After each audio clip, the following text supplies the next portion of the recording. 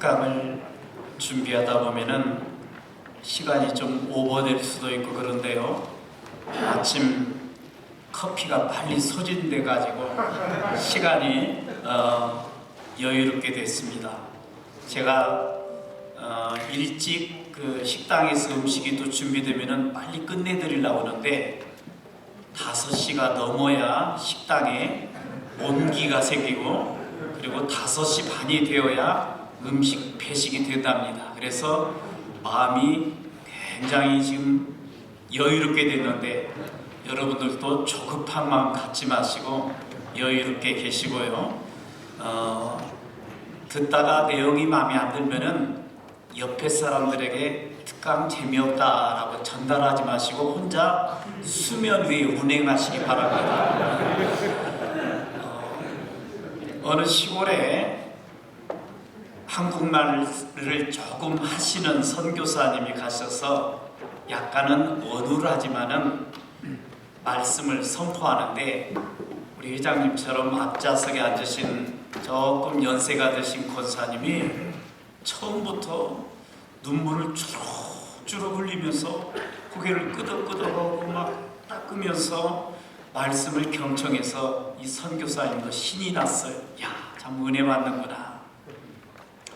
그리고 끝나고 가서 정중히 인사를 하고 오늘 말씀을 선포하는데 저에게 기도하시면서 또 말씀으로 감동을 받으시면서 표현해 주셔서 제가 힘이 되었습니다.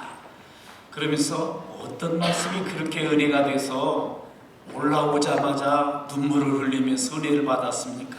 그랬더니 이 노인 권사님이 선교사님 누나를 보는 순간 얼마 전에 죽은 저희 고양이 눈하고 색깔이 똑같아가지고 고양이 색깔 생각이 나서 울었습니다 라고 말을 했다고 합니다.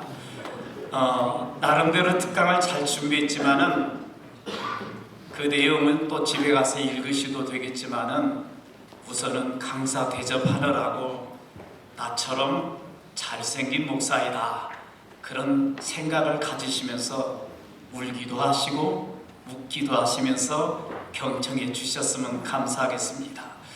평신도 운동, 참 운동이 많지만은 평신도 운동이라는 이 영적 운동은 너무나도 소중한 거죠. 우리가 건강을 위해서 운동을 하는데요. 어느 아버지가 아들의 건강을 좀 부지런함으로 일으키기 위해서 같이 운동을 나갔어요. 그런데 지나가는 사람들마다 그 두 부자를 보면서 너무너무 환하게 웃고 또 뒤돌아보면서 웃고 그러는 겁니다. 야, 우리 부자의 모습이 너무 귀감이 되고 멋져서 그런가 보다. 그런데 만나는 사람마다 보면서 막 우아래를 이렇게 훔쳐보면서 웃는 거예요. 그래서 당신도 멈춰서 이렇게 보니까는 아빠의 신발이 짝짝이로 신고 왔어요. 그러니까는 그것을 보면서 지나가는 사람들이 막 웃는 거예요. 그래서 벤치에 앉아갖고 아들한테 야, 아빠가 급히 나오느라고 신발을 짝짝이로 신고 왔는데 집에 가서 신발을 가져오너라. 이 아들이 집에 갔다가 헐레벌떡 들어오더니 아빠 아니 너 신발 가져오라 하니까 왜 안 가져? 집에 가니까요 집에도 신발이 짝짝이에요.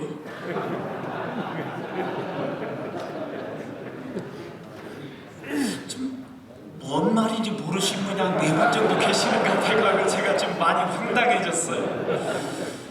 우리가 운동을 할 때 왼발과 오른발이 균형을 맞춰야 되겠죠. 그래야 그 뛰임이 활발하고 넘어지지 않고 우리가 목적하는 그곳까지 완주를 할 수 있는 것입니다. 우리는 이곳에서 개인적으로나 우리 지교회 또는 노예의 남성교회가 혹시 짝짝이 신발을 신고 누군가의 칭찬에 웃음에 내가 착각을 하고 있는 모습은 아니었는가?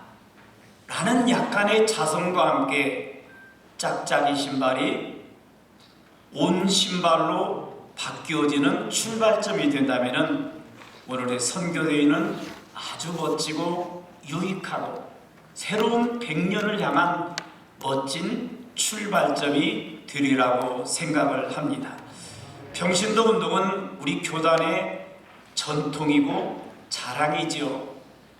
여전도회와 아까 총회장님이 비교를 했지만은 건물이 있고 없고가 문제가 아니죠. 130만이냐 70만이냐의 문제가 아니죠. 지금 하나님이 우리에게 부여하신 복음의 사명을 어떻게 감당하고 있느냐, 이것이 중요한 것이고, 우리 남선교회는 선교라는 이름을 가지고 우리의 목적, 우리의 생각, 우리의 달려감, 우리의 신앙의 모든 면모가 복음 선교에 집중되어 있고, 그 일을 우리의 선배들이 100년 동안 아름답게 가꾸어서 우리에게 주셨습니다. 오늘 우리가 그것을 다시금 바통 터치를 받아서 새로운 100년을 향해서 힘차게 달려가는 아름다운 새로운 전통을 만드는 그런 복된 시간이 되었으면 참 좋겠습니다. 과거의 역사를 보면은 우리 남선교회가 한 운동들이 너무나도 다양하죠. 한마디로 거국적인 그런 일들을 감당해 나왔습니다. 어느 한 부분을 터치하지 못할 정도로 다양한 자리에서 큰 일들을 감당해 나왔고, 오늘 우리들은 선배님들이 이루신 그 업적을 전달받아서 더 아름답게 만들어서 우리 후대들에게 전달해야 될 역사적인 소명을 가지고 이곳에 온 것입니다. A라는 좋은 그룹이 있고 새로운 B라는 좋은 그룹이 있지만은 이것을 연결하는 연결고리가 너무 강하거나 너무 약하게 되면은 균열이 생길 수밖에 없다는 것입니다.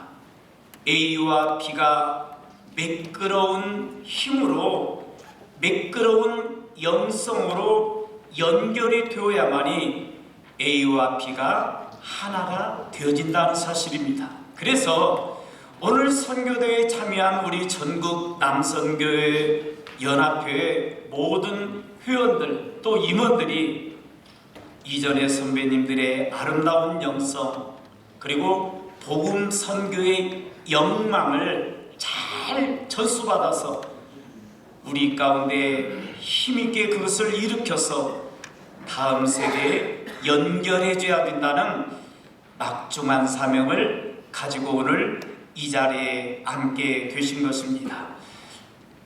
우리 교회들을 보면은 두 개의 기둥이 있죠. 솔로몬 성전에 야긴과 보아스가 있는 것처럼 우리 한국 교회는 남선교회와 여전도회라는 두 기둥이 있습니다. 기둥이라는 것은 받친다는 의미가 있습니다. 그래서 그 건물을 안전하게 떠받드는 위치가 있습니다. 만일에 어느 날 지축이 흔들려서 한쪽 기둥이 조금 아래로 가라앉게 된다면 기둥만 가라앉는 것이 아니라 건물 전체가 무너진다는 사실입니다.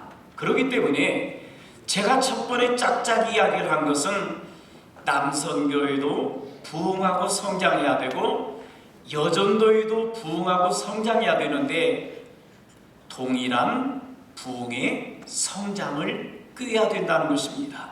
그런데 남선교회의 기둥이나 여전도의 기둥이나 어느 쪽이 야긴이나 보아스이든 간에 그 속에 담겨진 의미를 저는 이렇게 생각해 봤습니다. 야긴의 뜻은 하나님께서 세우신다.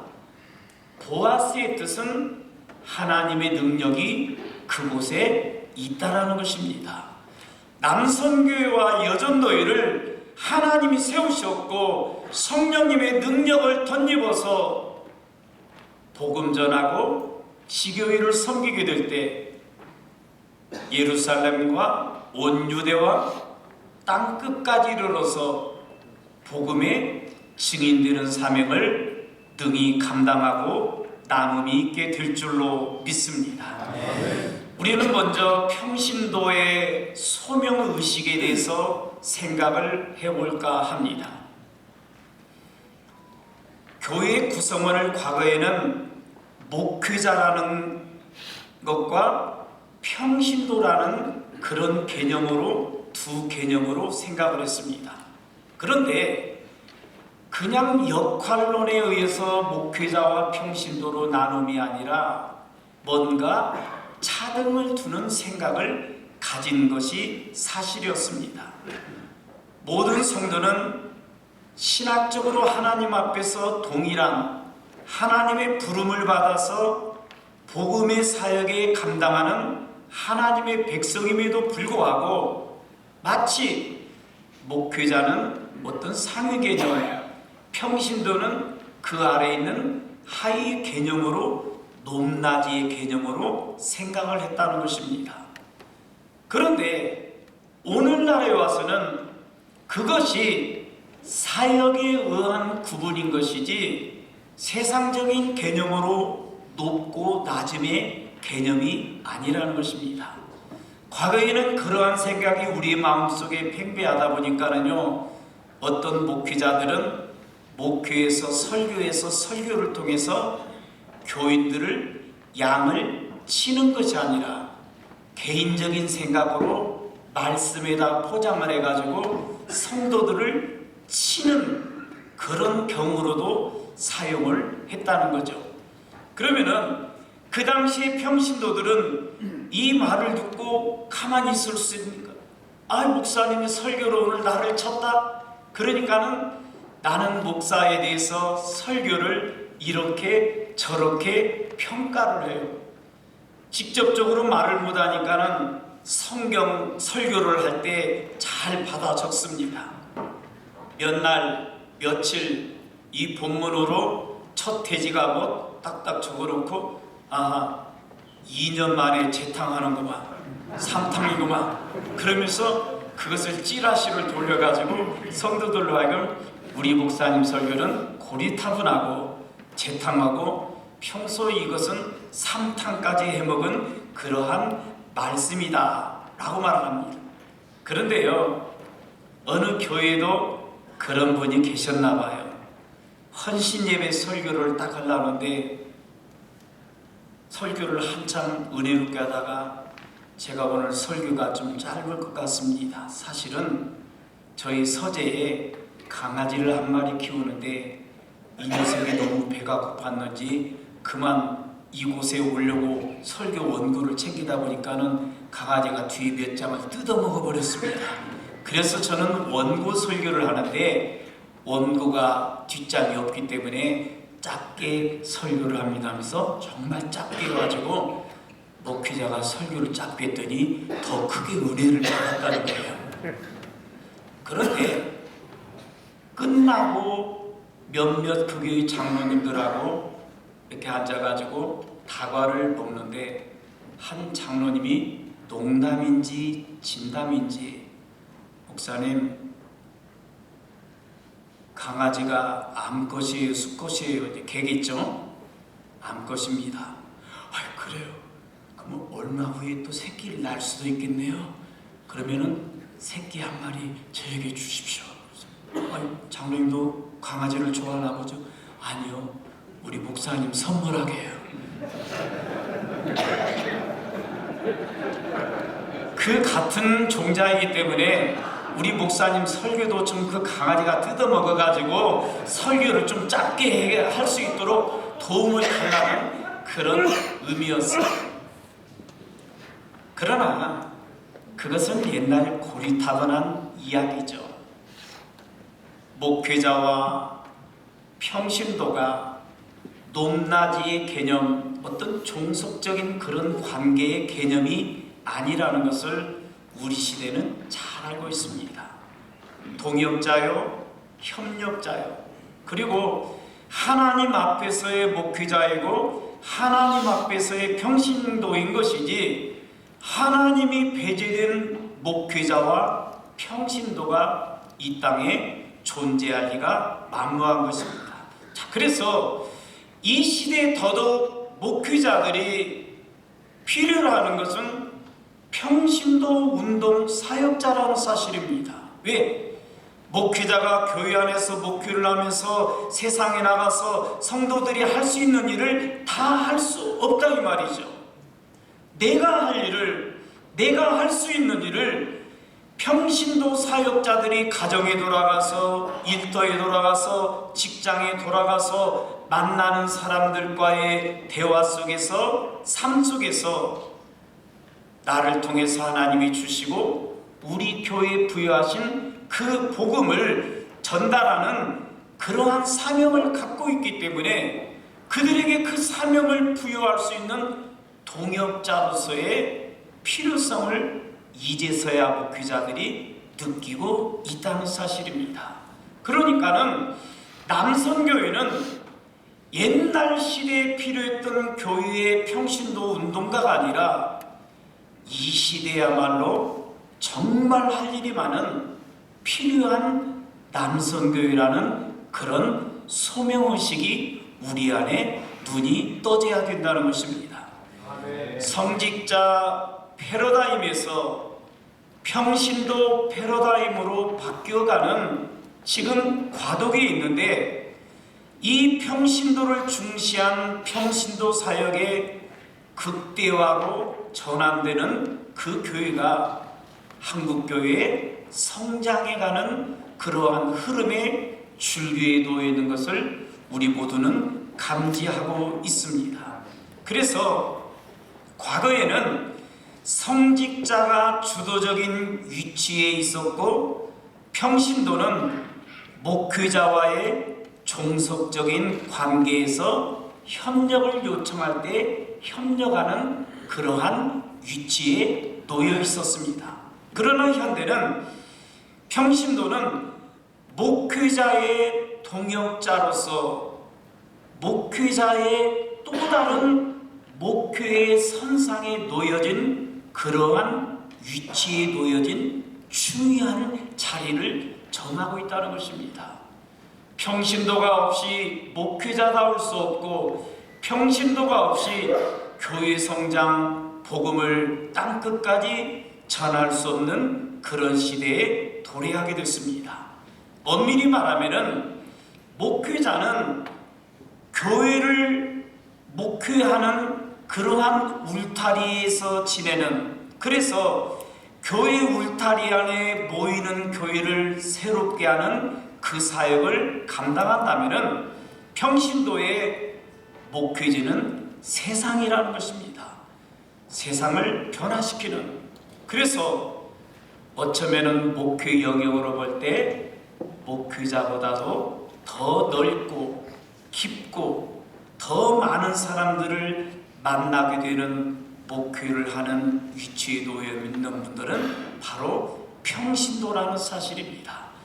그러한 자각이 우리에게 있을 때 우리 마음속에 긍지가 일어나고 그 사명을 잘 준비하여서 감당해야 되겠다는 소명감이 우리 안에서 새롭게 일어나게 될 줄로 믿습니다. 평신도의 소명은 그의 삶과 직업의 현장에서 실현이 되는 거죠.